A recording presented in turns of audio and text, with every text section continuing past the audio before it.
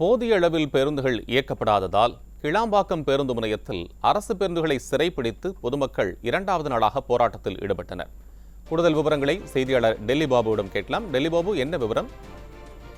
நிச்சயமாக கோபால், கிளாம்பாக்கம் பேருந்து நிலையம் கட்டி முடிக்கப்பட்டு விடியா திமுக அரசால் அவசர கதியில் செயல்பாட்டிற்கு வந்துள்ள நிலையில் தொடர்ந்து பல்வேறு குற்றச்சாட்டுகள் இருந்து வந்துள்ளன.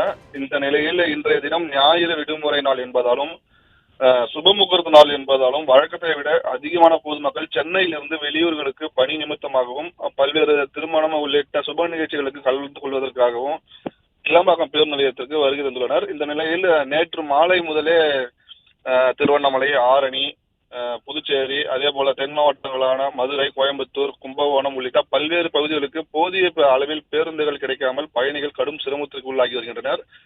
குறிப்பாக பல ஆயிரக்கணக்கான பயணிகள், வயதானவர்கள், கை குழந்தைகளுடன் தாய்மார்கள் உள்ளிட்டோர் பேருந்துகள் கிடைக்காமல் கடும் அவதிக்கு உள்ளாகி வருகின்றனர்.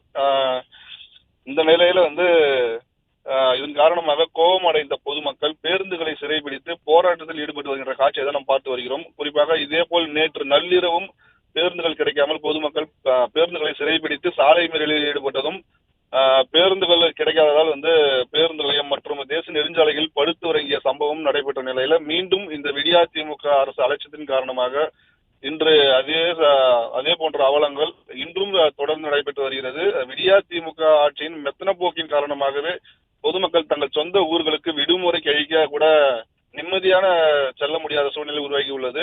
இனிமேலாவது விடியா திமுக அரசு பொதுமக்கள் தங்கள் சொந்த ஊர்களுக்கு சென்று வர போதிய அளவிலான பேருந்துகளை இயக்கப்படுமா என்ற கேள்வியும் எழுந்துள்ளது. கோபால்,